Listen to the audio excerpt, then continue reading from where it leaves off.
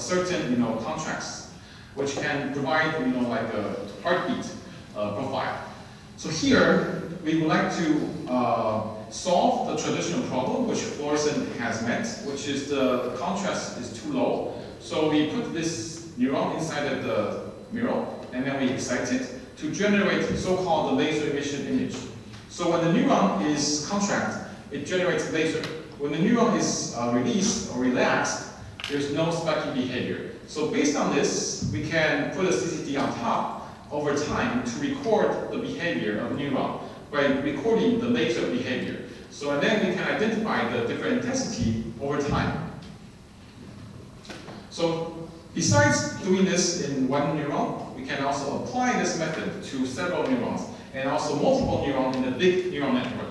So by expanding the field of view, we can actually track these neurons, where it moves and how the actual potential is changing. And we can improve 1,000 times of sensitivity and contrast over traditional fluorescence. And if you put each neuron inside of the microwell, and then you scan it, of course you can do single cell analysis, and you can identify each neuron. And this is very powerful because this can be integrated with some drug testing for patients.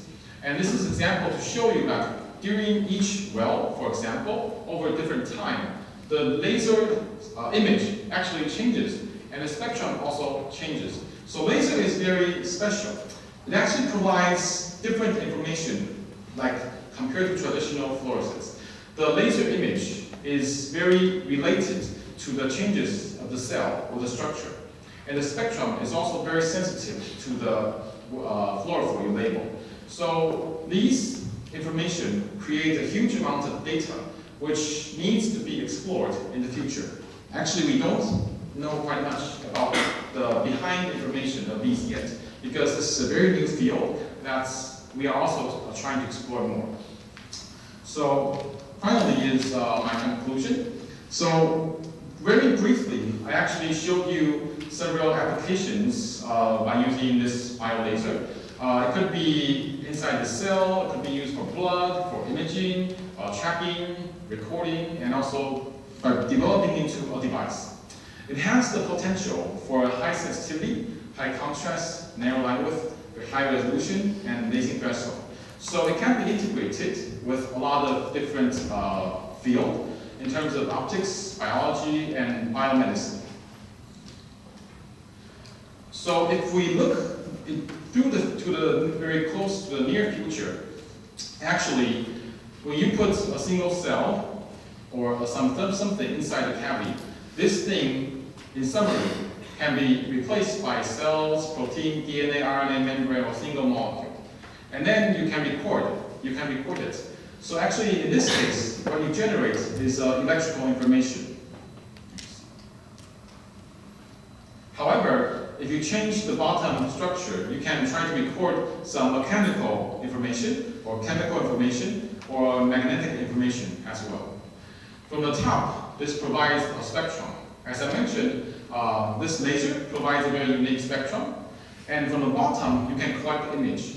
So you can see that by this structure itself, it amplifies a lot of tiny signals inside of this biomedium.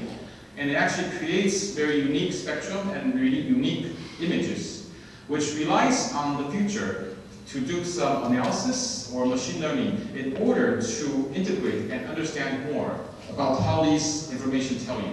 So if we are able to distinguish between these spectrum and how to create these data from lasing threshold, and also these images from these laser node profile, it actually provides a lot of information which you can use to create biological network, and you can apply some machine learning or deep learning methods to identify different compounds, genes, functions, cells, and even disease. So what we call this is, it's a new type of multi-parameter analysis, which can be integrated for a new type of method for identifying cancer and neurological disorder. Finally, outlook is, as I mentioned, biomedical engineering is moving very fast. It actually is not simply just belong to medical school or like biology. Inside of each biomedical device, it actually has a lot of components. So from the very beginning is the sensing chip, which relies on biochemical scientists to design the chip and how to accurately sense different protein and biological medium. And then it relies on electrical and mechanical and also optical methods to how to amplify the signal which you detected. And then after you collect these signals, how do you process and recognize, identify so many data information, and how to use this to create a circuit which can be eventually built up into a machine.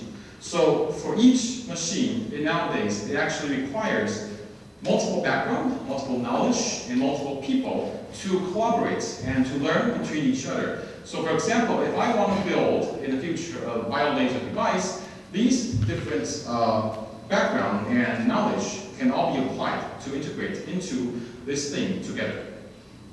So finally, as a conclusion remark, I would like to give fellow students or fellow postdocs actually biolaser, which means, bio, people is also bio. So PhD students or postdoc, you guys are inside of a optical cavity. You guys doing experiment very hard. You guys are pumped by your supervisor. So your supervisor gives you stimulation to trigger you, and then your cavity, which is NTU, your topic, your resource, and your lab peers. And something which is more important is your own mind. So a healthy mind, a happy mind, and a very good attitude, and a very good research plan is very important.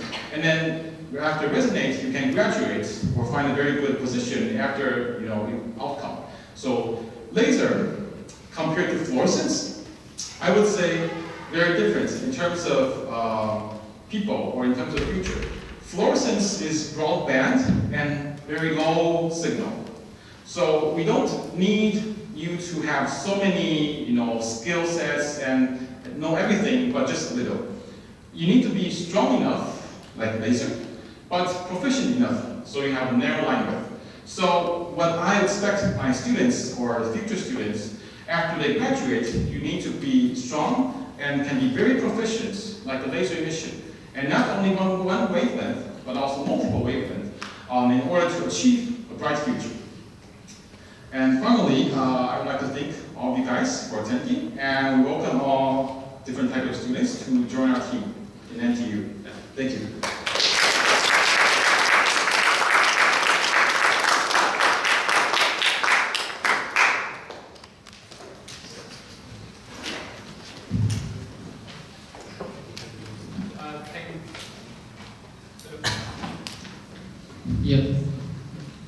Thank you, Professor, for this interesting talk. And we'll take questions now. Yes. Professor Chen, very interesting talk. Thank you. I have two questions. Question number one, what you call bio-laser emission, I think is stimulated Raman that you're observing. No, different. Stimulated Raman? No, it's different. You don't think it's stimulated Raman? No, it's not. The lines and all that, they are vibrational lines, But Raman is label free. We label it. So this spectrum is determined by the fluorophore you label. It is? Yes, it It's is. also, it depends on the fluorophore. Yeah, but stimulated Raman is similar, but the effect is different. There is a paper on putting the Raman into the cavity, but I think the performance is still different because Raman is more by vibration. Yeah, vibration. By different like chemical bond or whatever. Yeah. But here is not vibration because the signal is, although I always do resonate, but it's not the vibration. Those frequencies are all vibrational frequencies. Oh, it's based on optical resonance. I don't think it's. They're all vibrational frequencies. You look at that. Which one? Yeah. All your spectra are vibrational frequency. But Raman is identified by you cannot change the spectrum, right? No, you are doing actually stimulated Raman when you have a pump, and then there's a probe going on inside your laser cavity. And then We don't. the stimulated Raman has two probes, two lasers. No, you can do spontaneous with one laser. That's a pump. But here, this spectrum, we can totally design it. We can change because, for example, this wavelength, we can shift it to nanometer. We can shift it to visible as well. So for the same DNA, we can make it into green emission, red emission, or blue emission. Yeah. But the Raman, it's basically fixed by the sample's original feature itself. It's more oriented by the biospecies. So what is causing all these sharp lines? I think they are vibrational frequency. No, because this we label it, right? And then the chlorophyll, the dyes inside, is resonated by the cavity. So and you can imagine it. It's kind of like a dye laser. Yeah. So it's the dye inside the biological medium, which is we wouldn't call it vibration. We would call it resonating back and forth to amplify the signal. Okay, maybe it's the terminology. Yeah, but I would say it looks similar. Yes. Yes. Yeah. My second question: when you worked on the dinosaur, you showed the principal component analysis, right? The two-dimensional plot. Yeah. Now, our birds were said to have evolved from the dinosaurs. Yes, that's another way of saying yes. Where do they fall on your plot? And how about humans? Where do they fall? Let's see.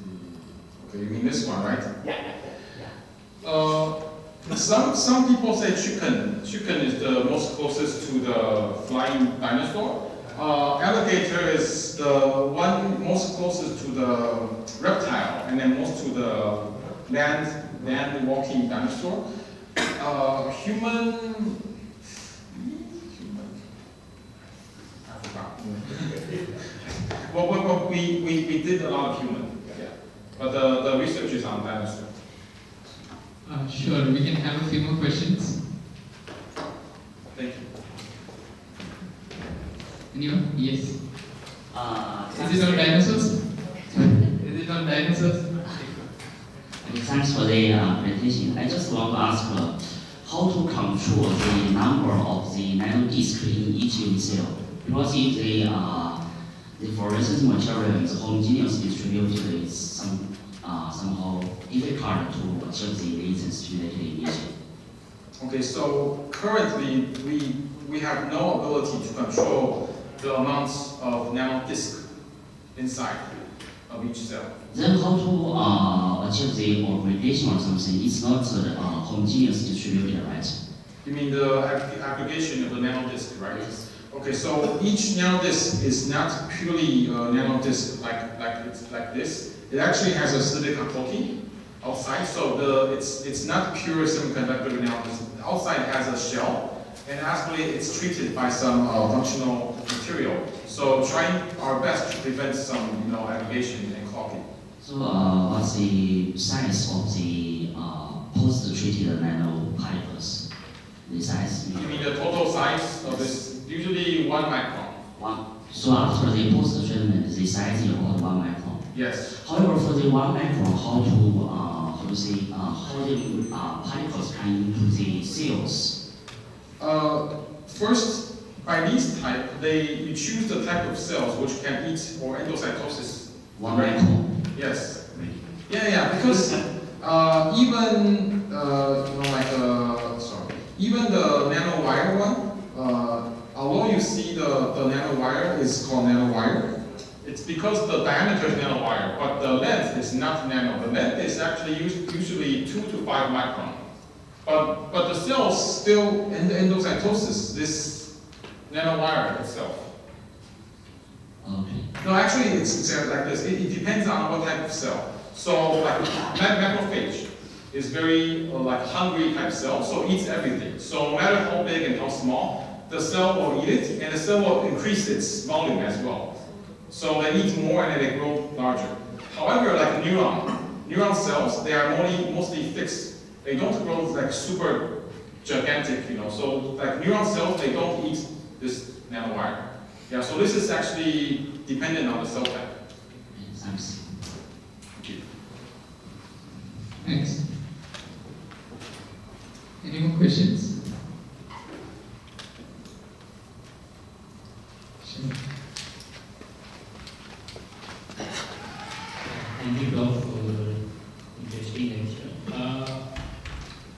I would like to understand how you pump the biological tissue within the mirror. So you show in one of your slides that you have a mirror, and within the mirror you put some biological cells or tissue or DNA, whatever, and you say that you pump that to get the laser.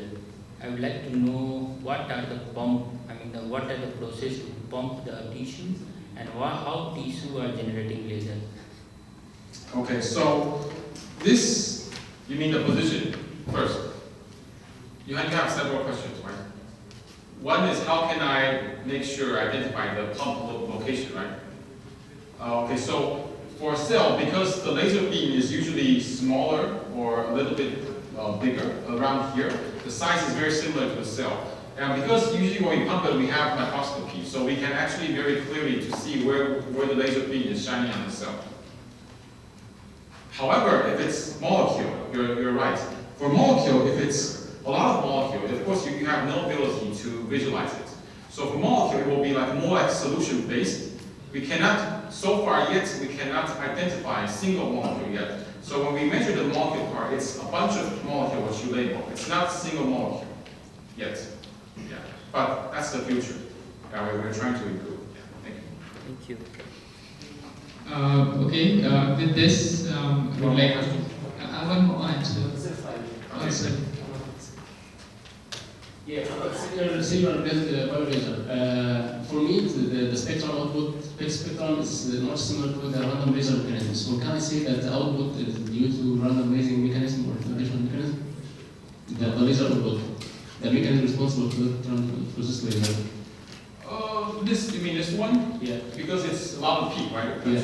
Okay, so this peak is includes a lot of cells.